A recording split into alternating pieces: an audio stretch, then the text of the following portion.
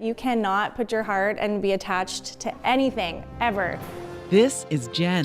Her superpower is making wood-fired pottery. It's just such a huge fire, and the flame is all the way through the kiln, and it even comes out the chimney sometimes. It takes 36 hours to stoke the kiln. Not so easy when you're also a mom, a teacher, and a coach. You gotta be like a shark. Once you stop moving, you roll belly up. This is Kiefer. His extraordinary ability is the Japanese art of goyotaku. He imprints his pots with fish he caught himself in Lake of the Woods. Get like my little 2-day fishing license, see what I can pull out of there. But I mean, I eat everything I catch, right? The two Manitobans face off in the Great Canadian Pottery Throwdown.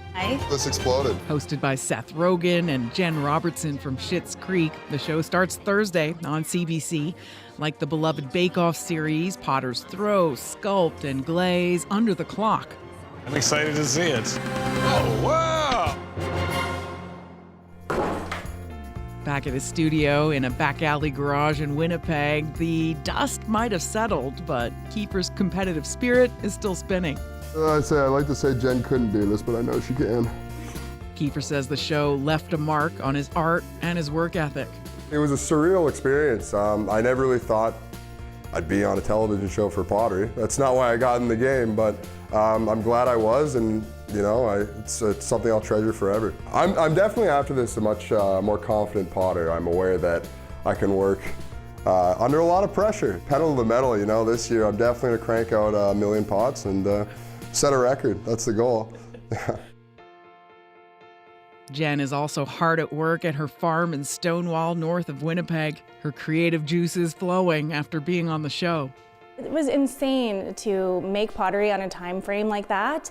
I've never sat down and started and finished something usually so big in one day, or bam, all at once. It was crazy in that sense. After taking years off to have kids, Jen says the show got her fired up.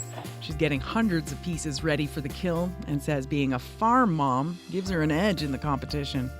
I think having kids in the studio with me and just having kids that have needs all the time was you know, whenever you can make a pot, do it super fast. So I think it kind of set me up. So those timed challenges maybe were a little bit made for me.